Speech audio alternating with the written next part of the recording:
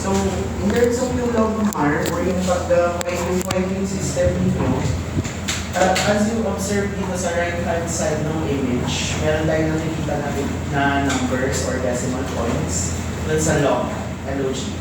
Meron, kunyari itong sa HBCES, meron tayong log 1.0 doon. Meron din dun sa, sa 1, 2, 3, 4, 5th line, makikita niyo 0.6 or 70 in MAR. So, 0.6, so yung concept natin, for every mistake na patient dito sa area na ito, you add 0.2. 0.02 hertz. So, if in cases na nag-start pa lang tayo sa second line, which is NCBKD, the patient has read NOYRO. So, ilan ang i-add natin? 0.6. Nandito tayo sa second line. So, ilan ang i-add natin? Patient has 4 mistakes. So, we add 1. 0.08. So, i-add mo. So, that will be this is line 0.9. So, ang ilalagay niyo ng VA niya is 0.98. Kasi, much like our compared kay Snellen, di ba? If ever na mas madami mistakes, you proceed to sa highest rate as mag-class natin, di ba? So, kung nangyari 2014 plus 2, 2013 plus 2, or 2025 minus 1, mas madami ang collected sa mistakes. Mga ganun. Dito, that doesn't, hindi na tayo parang skip up kapag mas madami siyang mistakes.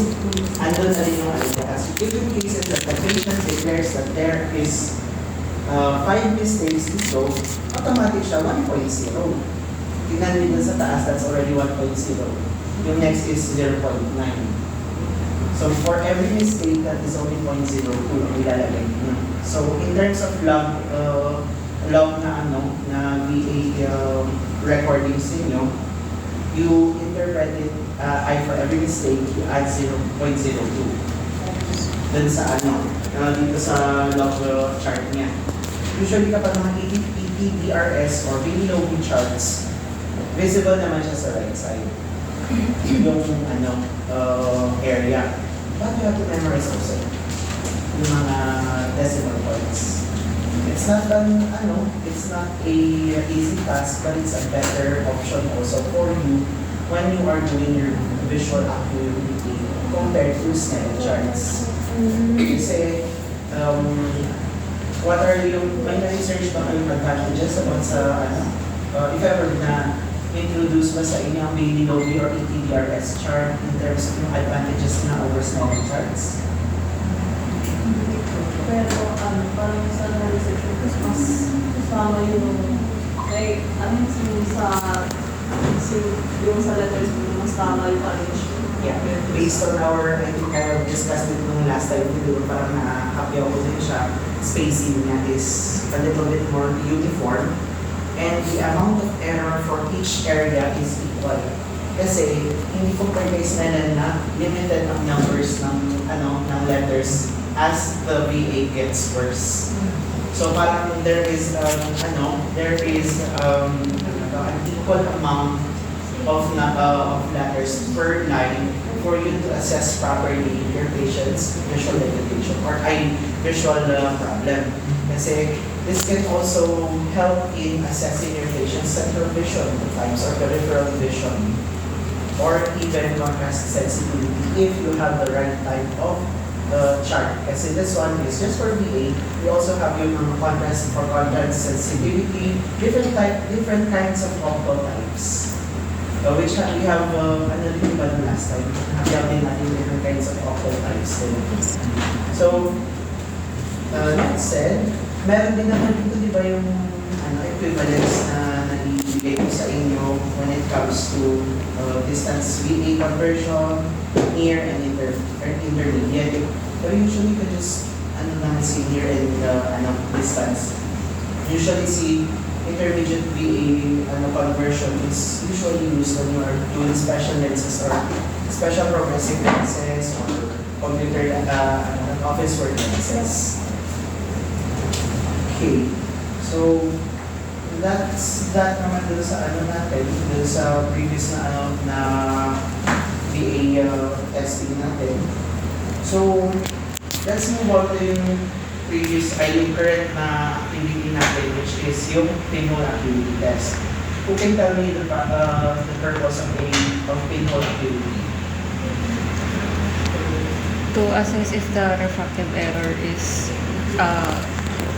just parang myopic or baka may underlying cause yung refractive error niya, such as cataract or glaucoma.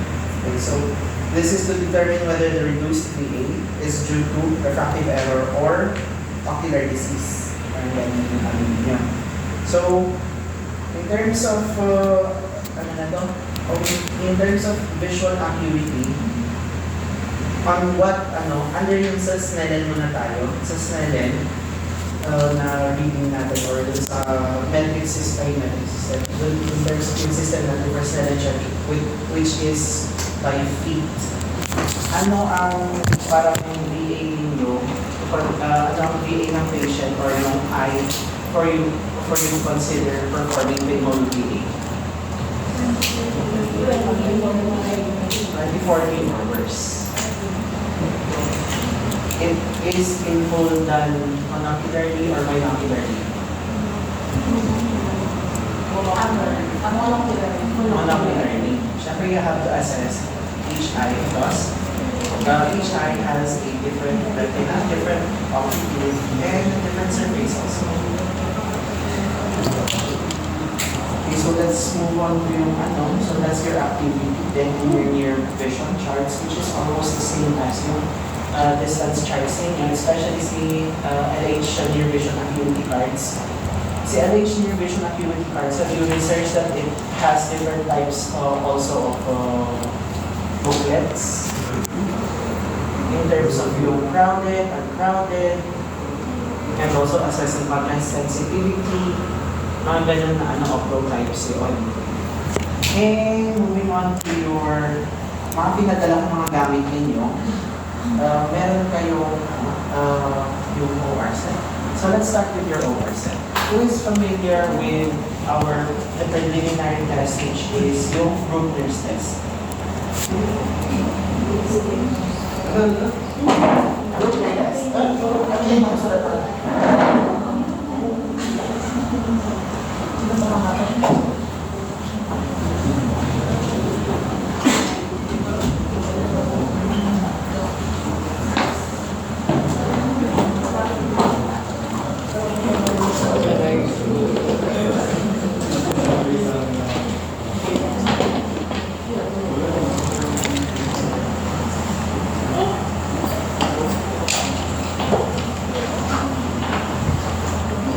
Madali tayong padala. Lipat ko ta. Dito naman din Hindi. ako Dito na lang. Hindi, lalabas na muna.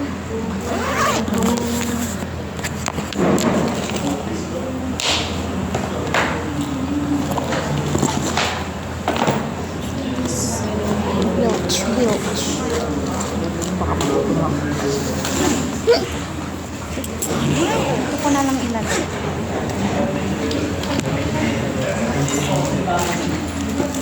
Emergency. Pareho May tayo. ano na yan doon. Pareho tayo. Ganyan din ako. May pagkain palagi sa bag. Lalo na wala yung gaupong.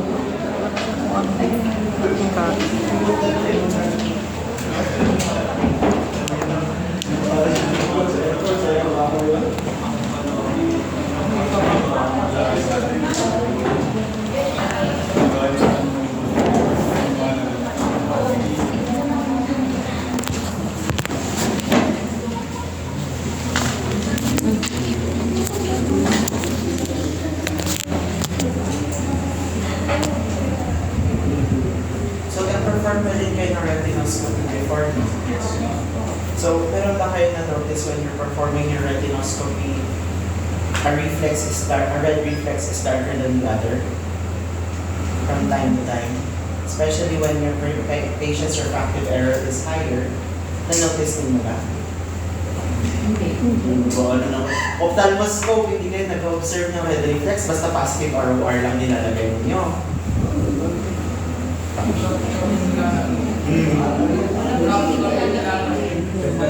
Diba na-notice ninyo sa mga pictures ng mga ano, if ever meron kayo mga images ng mga fundus, most of the diseases have failure, reflex.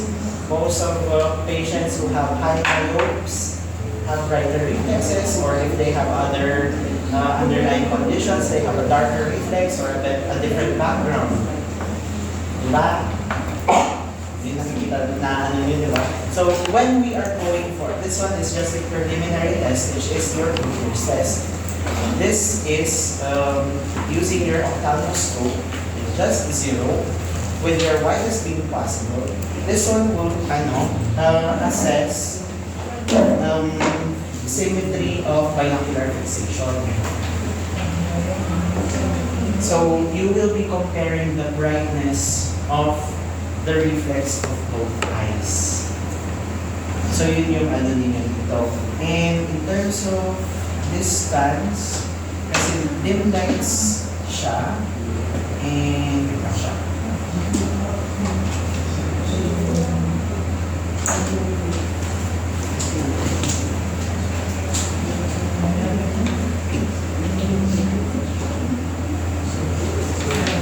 Okay, so at 30 to 40 inches, you are to stand in front of your patient and then you shine your ophthalmoscope doon sa mata niya.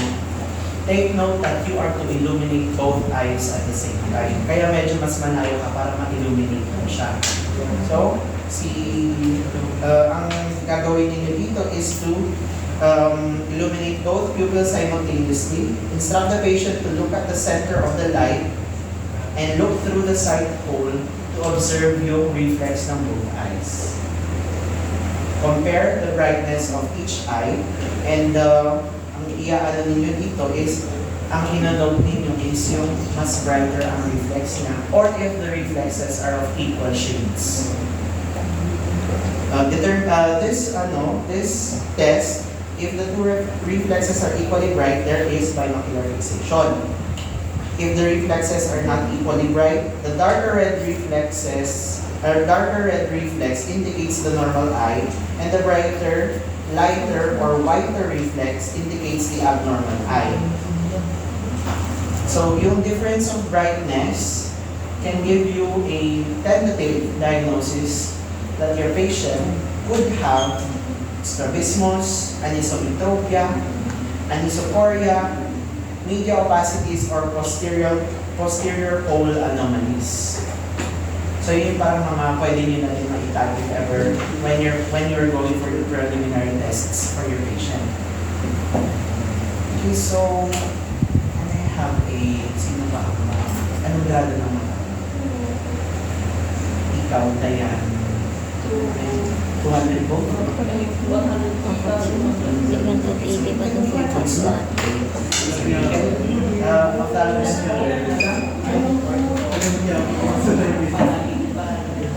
Nasa 300 pa sila. Ito sa nasa 300 pa. Ito mababa. Wow, pag-luto lang. Ito maralami.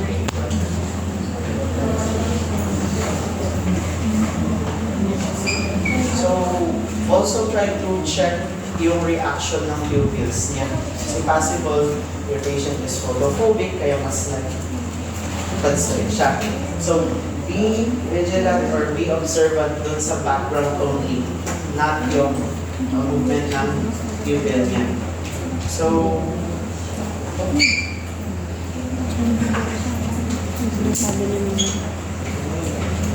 usually din naman when we're going to perform this one, medyo mas mataas yung chair.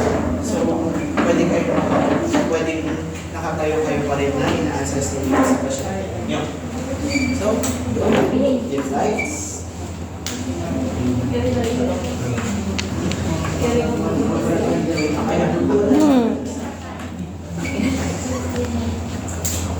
80 to 170 meters or 30 to 40 inches. Hindi yung katawan mo, 30 to 40 inches. Tapos ang important is, basta illuminate mo yung both eyes. Ask the patient to remove any visual correction at the moment.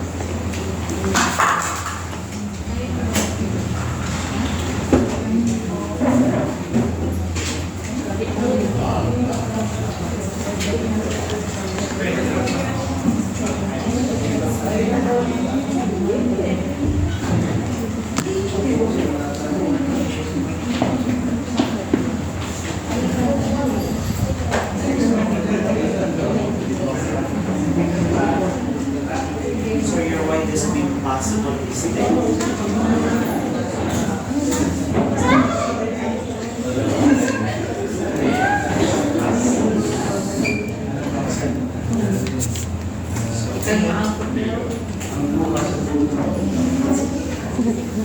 Thirty to 40 inches.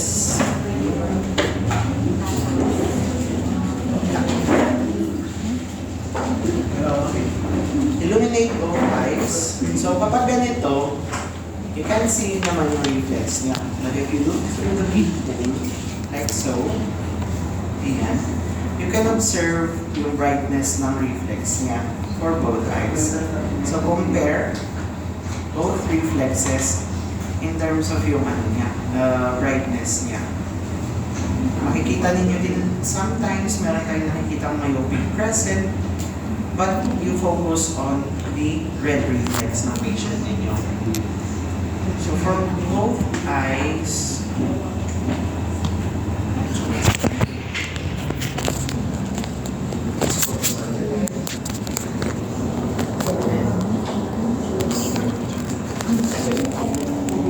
so left mo yung mas bulo.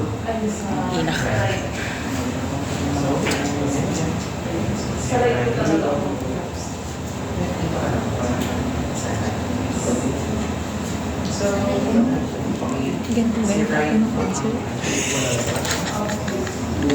so, there is binocular fixation. Kasi almost equal naman sa kanya yung reflex. In turn, medyo mas brighter pa rin ang left. Ay, left to right. The darker reflex or yung mas madaming red. Kasi you have your crescent, which is your white or the black at the lower portion or the upper portion. When you're observing your fluids from a distance, meron kayo makikita mga myopic crescent or yung crescent if ever na shape dito sa lower portion or the upper portion. That is for your Bruckner's test. Another test that you can use with your ophthalmoscope or transilluminator or pen light is yung Hirschberg test. Hirschberg's test, or Hirschberg test. So we were done with Bruckner test.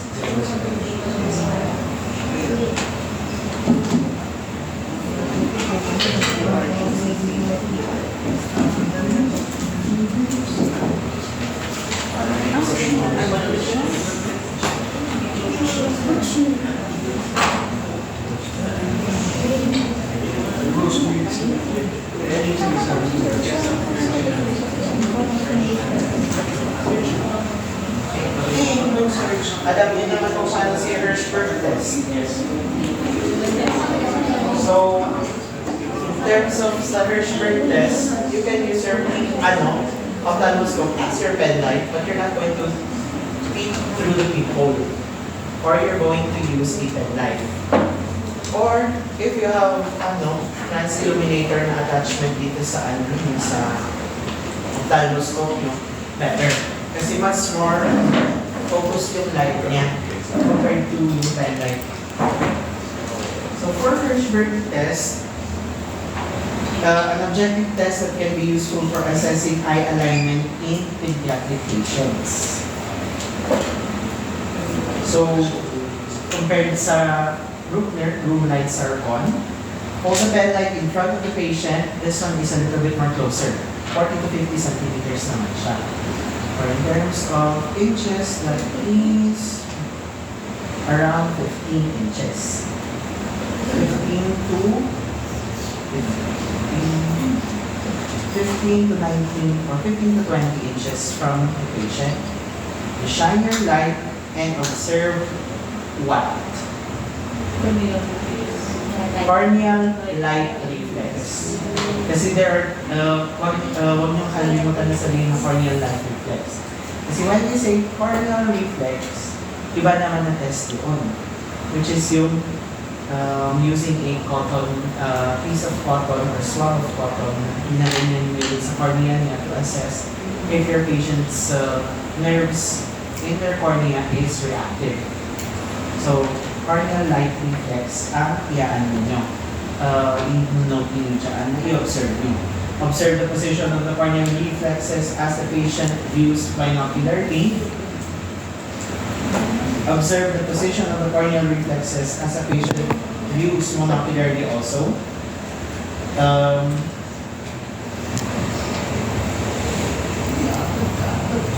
Ano yung nakuha ninyo na, nakuha ninyo na recordings for Hirschberg test?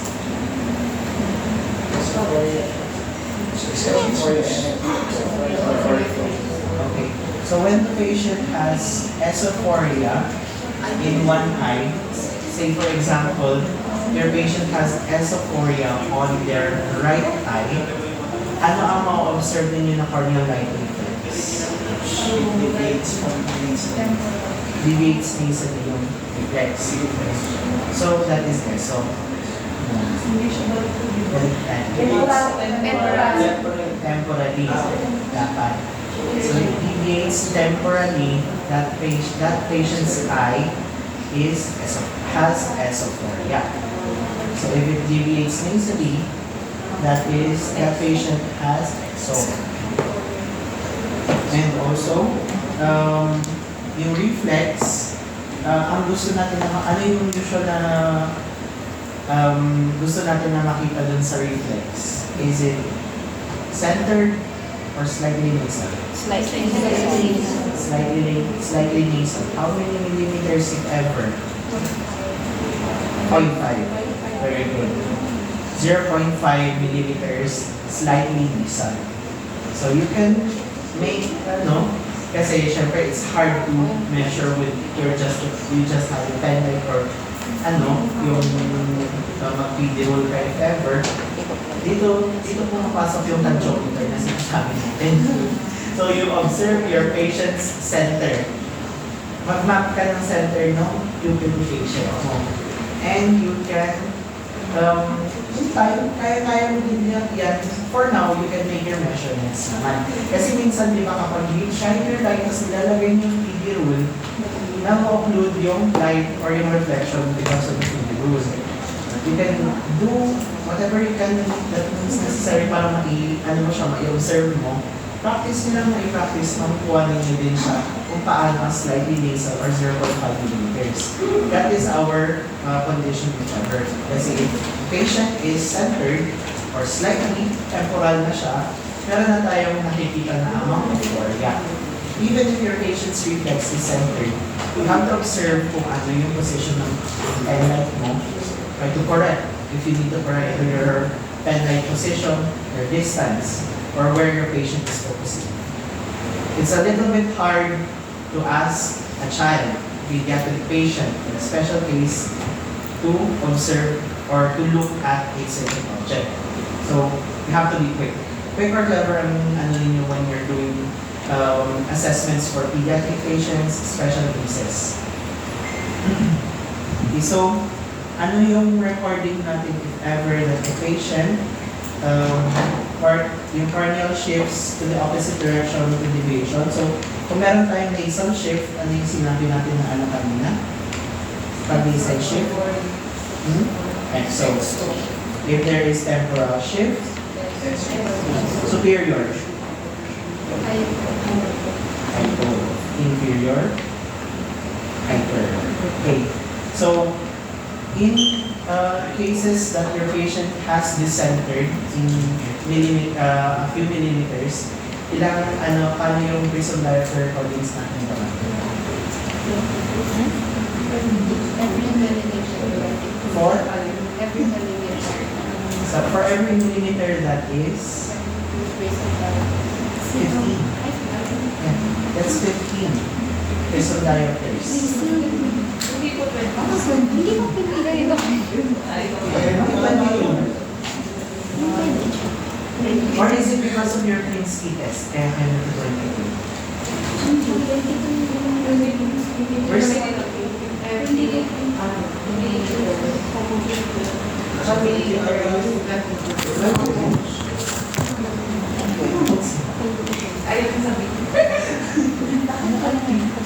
That's just around 15. Well, I'll try to I'll try to research na lang sa mga other na cases. Pero even before 15, namin for every millimeter. But maybe I could be wrong, so I'll try to research na lang din if ever. And I'll get back. 15, di ba? Even dun sa namin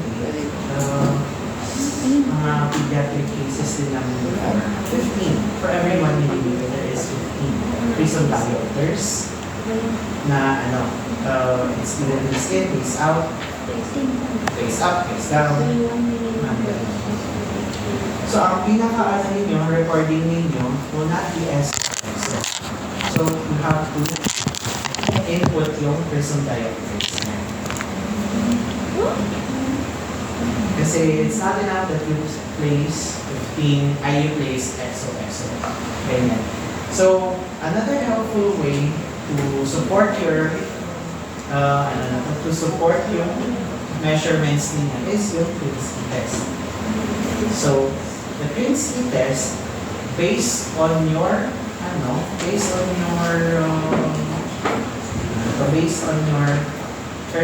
your corneal light reflex test, you will adjust kung anong type of person ang gagamitin nyo kay Klinsky test. Sino pwede umakyat na kunin yung Prism bar sa taas? Kay Celia? Have you performed Klinsky test before? No. I think dalawa yun.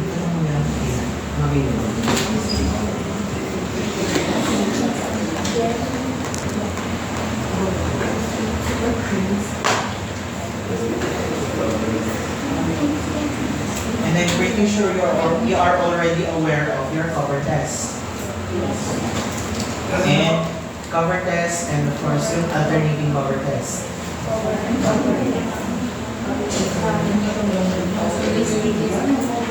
Kasi madaming names kasi siya eh. So when we say cover and uncover, yan yung cover test lang siya. So you're just observing yung uncovered eye. At the same time, you try to observe also the covered eye. When we go for alternating cover test, we are trying to induce chorea. So, alternating. Kasi meron yung mga iba sinasabi na cover test, tapos cover-uncover test. Ang cover-uncover test sa kanila is alternating cover. But the best term for that is cover test yung isa, which is yung for detecting tropia, and the other fixation with anomalies. And yung isa is yung alternating cover test. So, si cover test is cover-uncover, alternating cover test is a different test on its own. Yun yung isa kasi lagi nagkakalituan yan. Kasi nasabi na si cover and uncover test is si alternating cover. So, in-memorize nyo na lang na gano'n siya. So, if I ask you to perform alternating cover test, you go straight to alternating cover test. When I ask you to do cover test or cover and cover test, yun yung cover and cover.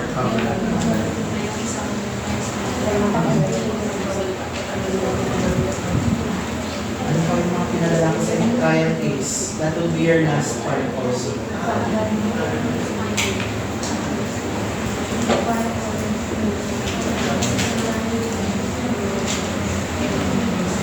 So for ocular, just try to fill in the gaps kung ano yung mga hindi na-discuss sa inyo so that you can be better equipped next para sa ano ninyo, patient assessments ninyo. Kasi ang exam ninyo will be patient assessment. So, ang gawin daw po kasi may extension sa changes daw po sila Sige na, wala lang.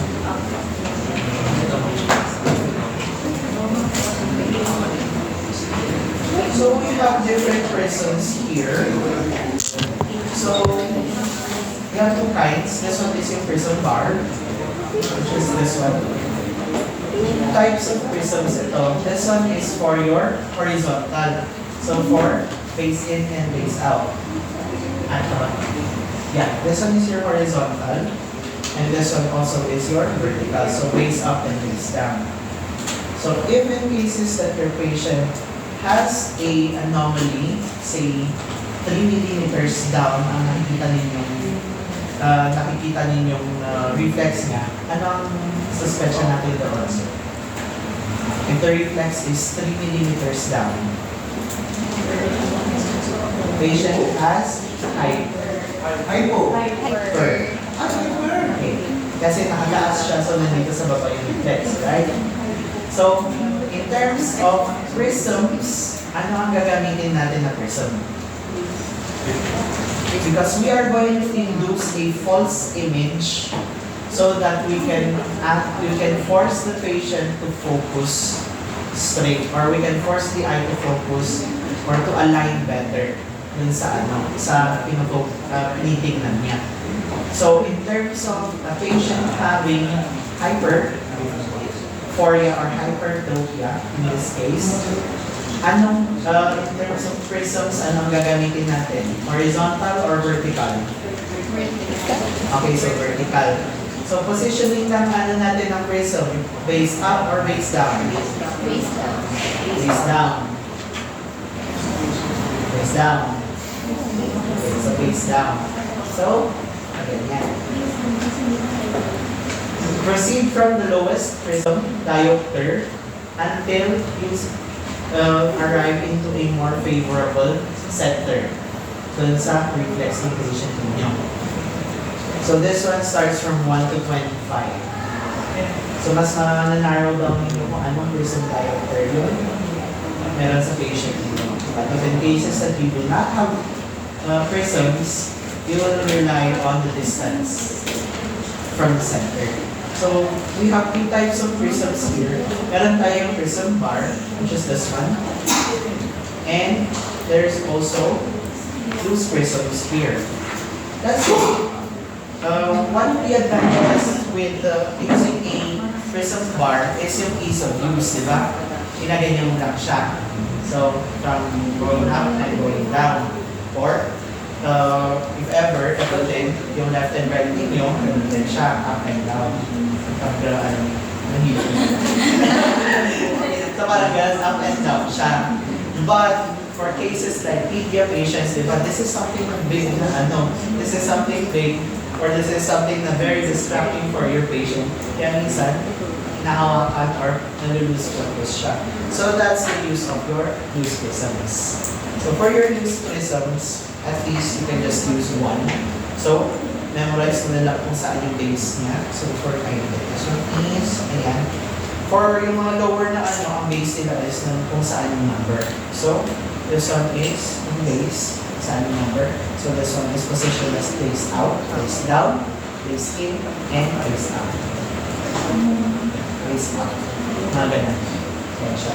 It's more observed in a larger, prism, just this one. So, ayan siya. Base is in, I base out ito when I'm observing my patient's left eye. Face down, face in, and face out. Okay. So, yan yung ninyo. So, for prisms. Last one for our, is your trial case. So bring out sa trial case, the trial frame and your Maddox trial. You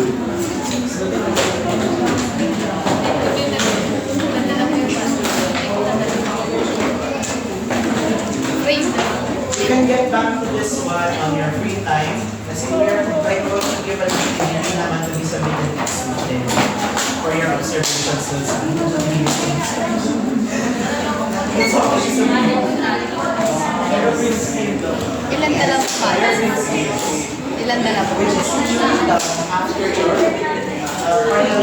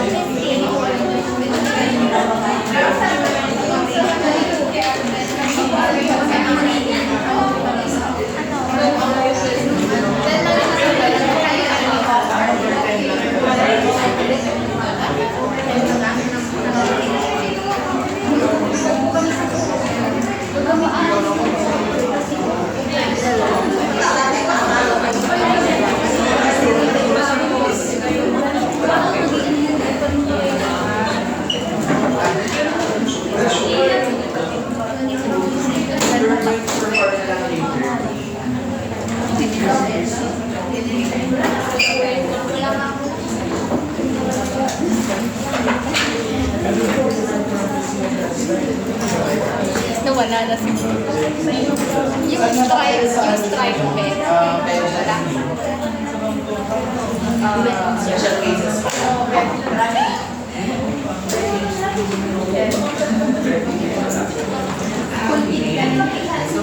special cases are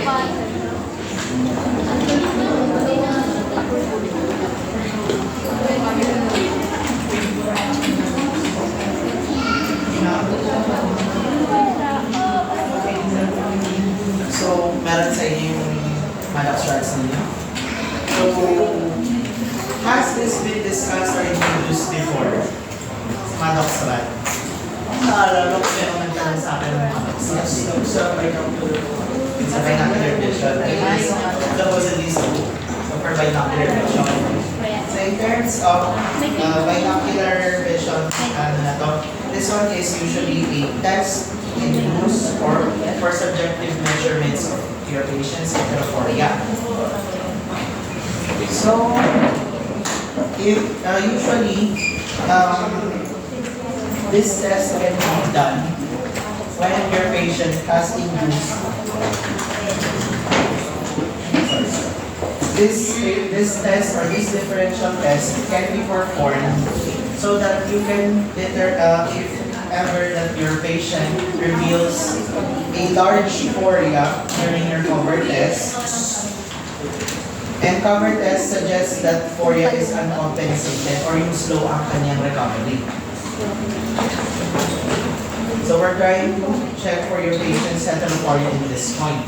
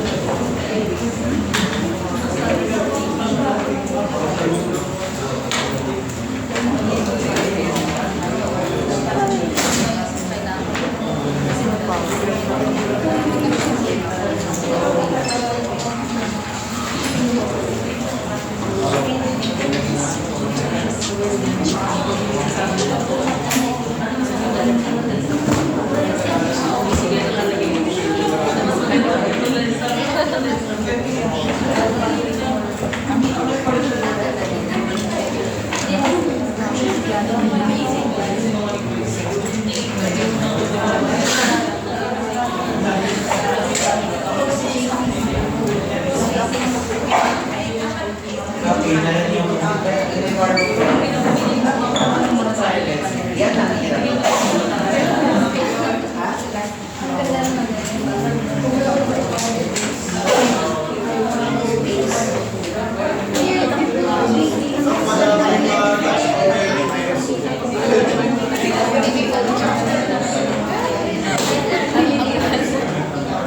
For some trial cases, ano ba yung usual na color natin ng Maddox run? Red. Because it will, it will in turn parang induce a better view for your patient. But for some trial cases, or more updated trial cases, they use white na lenses. But there's nothing wrong with the red one. Parang in terms of other cases kasi, the red filter or the red color sometimes induces accommodation for the patient's right eye. So that's why they haven't turned or changed to yung white na lenses. Hindi pa naman kasi na or properly proven na it will induce accommodation, but it has been in some cases crucial for some tests by some patients. So for some trial cases talaga, you have your Maddox rod as white instead of red. Or minsan, red and white ang nakalagay dun sa trial case ninyo. So, ang first na gagawin ninyo is to prepare for checking your patient's horizontal fixation. So, try it. I try this trial.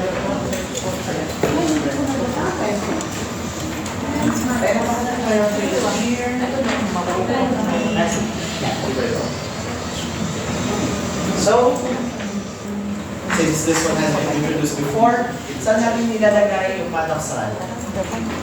Is it the right or the left eye? Right eye. So, explain further muna kung paano yung test for your patient. This one will be a further test for your patient's binocular fixation. Be as lay as possible kung paano nyo explain sa patient ito. So, later, now we're going to just check muna for horizontal fixation. So for horizontal fixation, ano ang position ng grooves? Vertical or horizontal? Vertical. So, lalagay din kayo siya. So for some clinics, meron silang red spotlight or spotlight doon sa Snellen chart.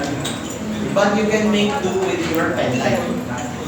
So this test is done when if you are holding your pen light at least for 15 inches away. But before doing so, ask the patient to be aware of both targets. By covering covering each eye. So, pag kinover niya dito, nakikita niyo pa rin ba yung illuminated chart or may naanilan siyang illuminated chart. Pag kinover mo dito, naanilan niya pa rin ba yung illuminated chart. And then after that, if you have your pen light, ganun din ang gawin ninyo. Ask the patient to be aware of the target because if the patient cannot see in one eye when you are performing this test, your patient is most likely suppressing, so the test should be stopped. Patient is suppressing. Yun yung ilalagay ninyo. So, if in cases that the patient sees the target in both eyes, you proceed to your checking sa horizontal. So for horizontal na horizontal na, tama si this one should be in a horizontal manner. Yung grooves. Kasi mag-i-induce tayo ng vertical line with this one. Horizontal na grooves. So in a horizontal setting, now shining the light on your patient, may makikita siyang light and yung pen light head. So, ask the patient where does the patient see yung light and where do they see yung source ng light ninyo. So, ang gusto natin makita dun sa source ng light at yung line will be at the center. So, siya. So, it's centered siya. This one is if it is your right eye, this one is your left eye observing yung right head. If it is centered, we are to assume that this one is orthophoria. So if we are going for ano to?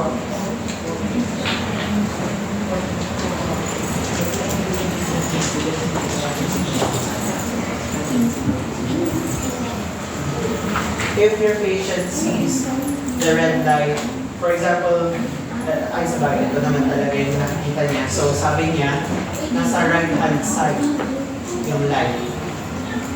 Or nasa ano siya, nasa left hand side, your patient has a considerable amount of phoria. So you tag it as, ano to? If ever na yung red line to the right of the spot, or yung light is to the right of the spot, this one is marked as SOP. Because left is, kung to the left of the spot, this one is XOP. Siya. For notes dun sa ano natin dito, ang aanin natin dito, if your patient has an SOP, you add base out prism to produce alignment. If your patient has XOP, or to the left, siya, you add base in prism. So in next naman natin dito would be yung ano na ito? Double M.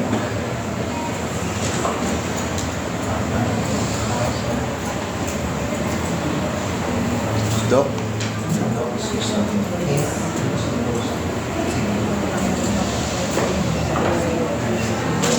Okay.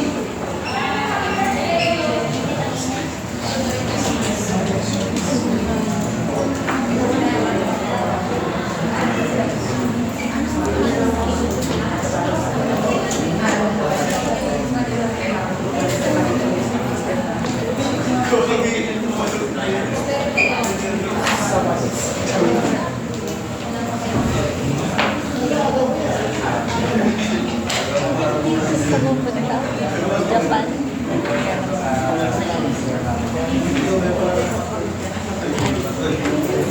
So for SOP, or yun na, esophoria. XOP is exophoria. So yun yung ano niyo, recording niyo for this one. SOP, XOP.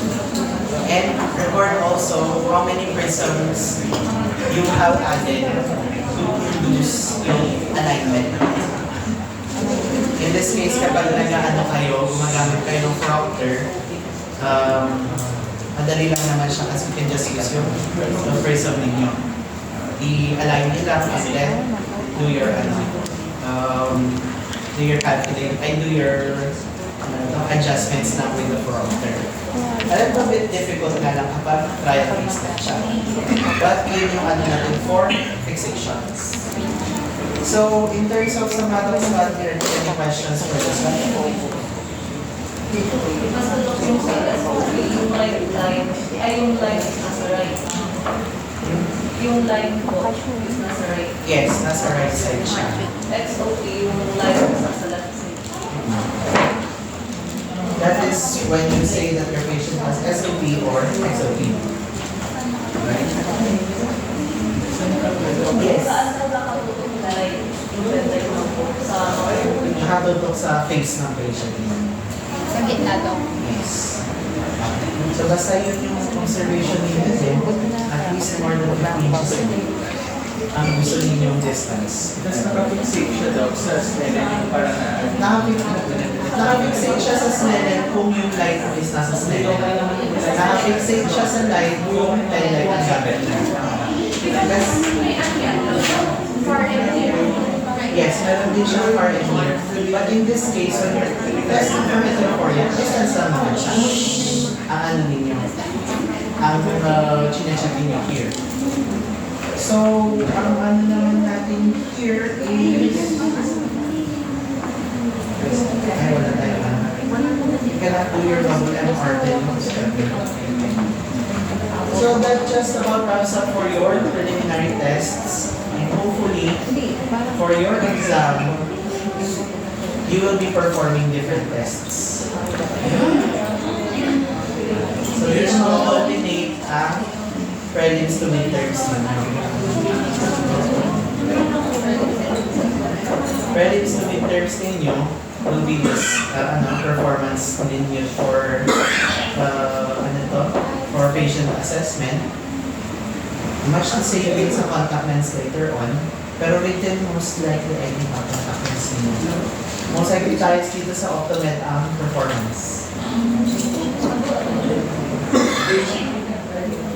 So, read up on your mga preliminary tests. Yung mga pinag- Almost every preliminary test that has been given to you.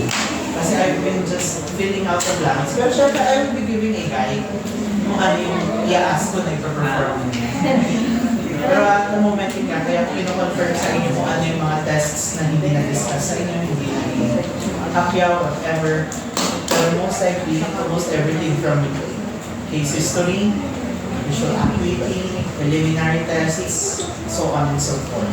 We also have one last performance if ever, but I think this one, the neurological test, which has been discussed prior naman din sa inyo. This one is a confrontation test. The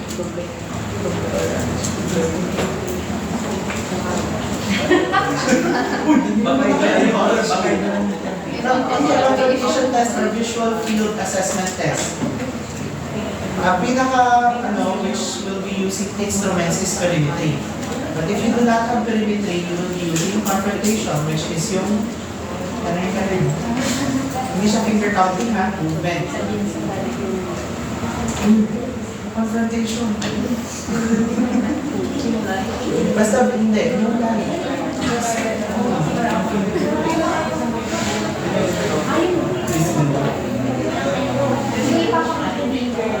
Yung kay four quadrants. Yes. Yung 4 quadrants.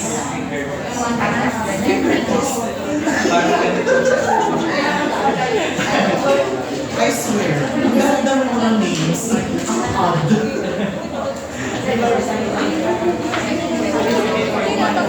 Mga NPC, NPA, NPL. Ocular mobility tests ninyo. Pero nandun yung doc kayo sasabihin nyo yung gagawin. Ano naman, I will be giving ages yung mga possible things to be performed. I'm not going to perform everything. You're just going to perform a set list dun sa para at least ma-improve ninyo din. Ma-improve ninyo din ang preliminary tests ninyo before even, para hindi lang kayo sa 50-21 lang mag-master. Kasi syempre, mastering the basics for preliminary tests will help you greatly in analyzing your patient's findings sa BP21. Kasi there are preliminary tests that can give a sign, a guide for you in performing your BP21. It's not much, but it's something that can help you also. Especially sa cases, di ba? Madami kayong magagawa or madami kayong marurule out na diagnosis within those hours. Okay, so for the remainder of your 20 minutes, andito ba lahat yung mga students who are going to order for contact lens, RGP, yung GPK? Okay, so meron kasi kaming discussion with GP Vision. Supposedly pala kasi ang nila, kasi di ba, ang napag-usapan natin is 3 gives sana. Ang gusto pa pala kasi at the moment, hindi na kasi siya compared nung last year. Biglang in-announce nila na yung kits should be, ang deposit is 50%. But I have made an agreement naman kasi diba that's 8,580, nasabi ko? 8,580 na 8,580. So that's 8,580. So you can make your deposit as yung 8,580. Yun yung pwede nyo i-deposit. We can extend yung deadline na lang for those who are going to purchase. But I do suggest na if ever yung sa mga iba, kung manghihiram kayo, mas maganda na sarili nyo na din siya or bilhin nyo na yun. One, paano pag nagsabay ang schedule ninyo? If ever nakasama ninyo siya. Two, what if you break it? It's a little bit more expensive ang per piece kaysa yung isang kit. And 3, it's much better to have your own kit so that you can practice on your own. So, yun yung mga suggestions ko lang naman. Pero, if you're still stuck to borrowing, para makatipid, then I won't force you. Pero, I think meron naman meron si GB Vision at the moment kung gusto nyo magbigay ng questions nila also. And I think meron din siyang explanation on your kids. Ay, napakaingay oh. Ano ba ulit? So meron siyang explanations din about your kids. So I think I'll just cover lang muna. And later on, I'll be posting na lang yung activity para dito sa Optomen. So currently, we're already at contact lens. So parang sinamba ko lang para at least dito lahat ng mga mga students kasi later on, di ba, by batch tayo.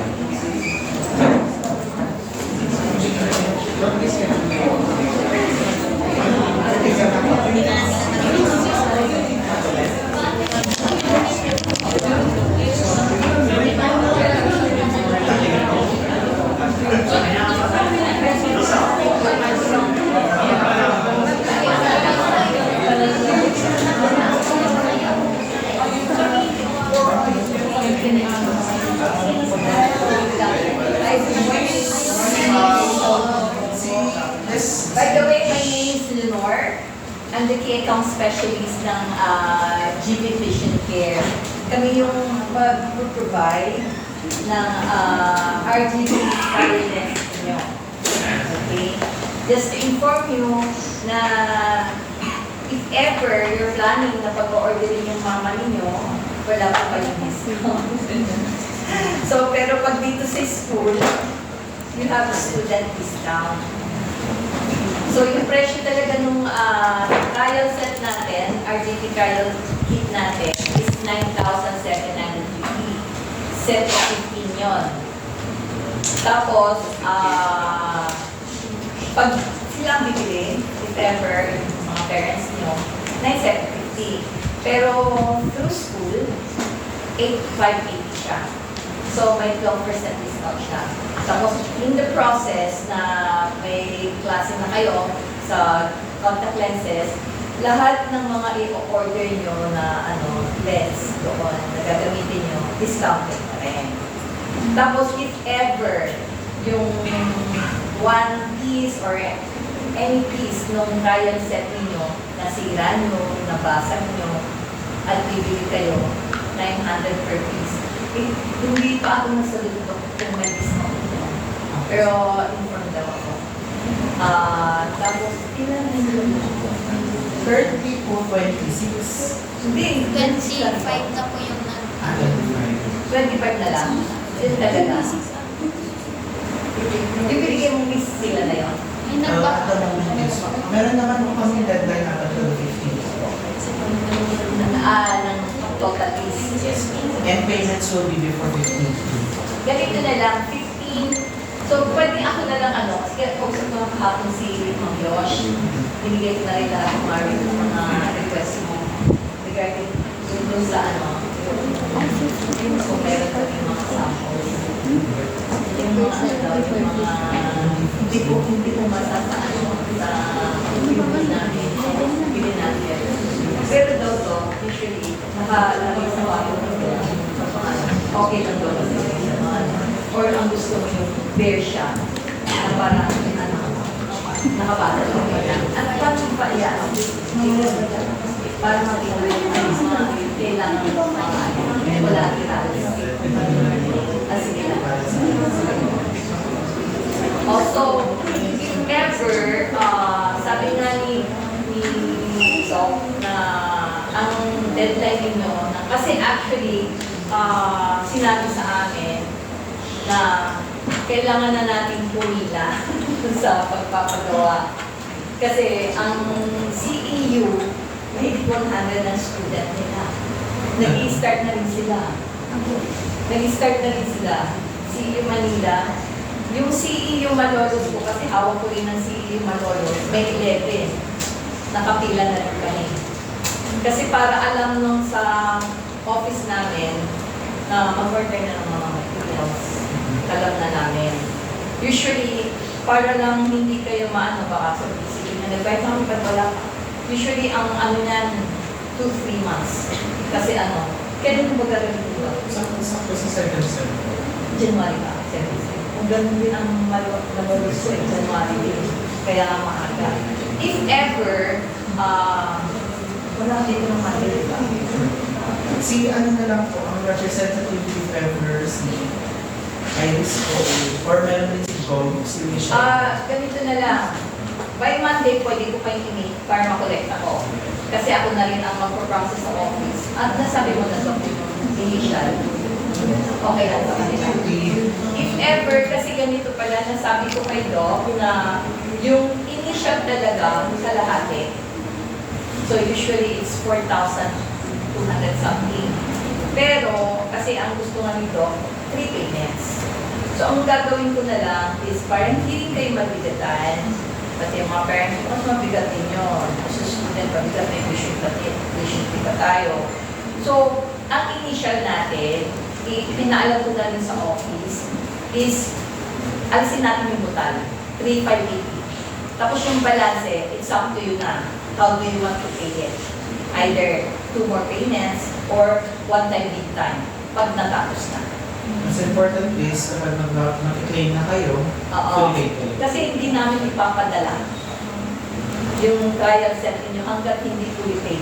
At ang resibo, usually, pag dinadala na namin sa inyo yung trial kit ninyo, kasama na yung resibo na fully paid kayo kasama doon. So, you cannot expect receipt upon initial payment. Upon fully paid, that's the only time you can have your receipt. Tapos nakapangalan yun sa inyo, hindi po sa school. Kaya wala kayong iisipin namin school nakakakuha, wala po. Actually, advantage nyo yun, yung school na nakakakuha kayo ng discount. Kasi kung yung parents nyo, wala po talagang discount. Actually, marami na nag-import sa akin ng parents, kausap ko sila, nag-message ko, sabi ko talaga, kung wala talaga, pag kayong order, sorry po, wala talaga kaming discount. Pero if through school, meron pong 12%. So from 9,750, magiging 8,580 na lang. So, if ever, ano oras gusto nyo nagkaklase ng Monday? May klase ba kayo ng Monday? Wala. So, sino yung pwede kong makakausap ng Sino na ba ang pwedeng magbayad ng Monday or Try to update na lang po yung list ko if ever na. Pero, ang usually na nakakausap niyo is si Iris po. Siya yung job keeper ko. Ay, ikaw na yung job-keeper. Sige. So, anong klase nyo? Friday lang? Wednesday po. Wednesday. So, pwede ko ba kayong i-meet ng Wednesday? Ay, online kayo?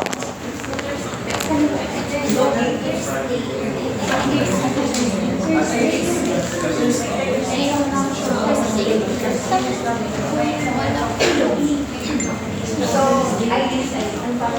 Iris po. Iris, pwede ko makuha yung number mo, Iris? Ano naman siguro mo, pwede si job keeper lang ng mga meetings. Oo. Kasi if ever kung payments naman, baka siya natin yung once na lang. So mga kaya mo, andito ka ba ng Monday? Or nasa Rapi? Nasa bago. Bago ka ba? Opo. Ay, taga bago. Kasi tayo ka na. Oo. Laging mo yung visitor siya. May area ko doon. Kapag doon, area ko. Kaya Pero sinong makakapag dito, commit na Kasi actually, ko na kasi kayo, tinignan ko na kayo. Sino makakapag-commit, makakapagbayad na ng Monday? Wala. I-arrange nyo nga.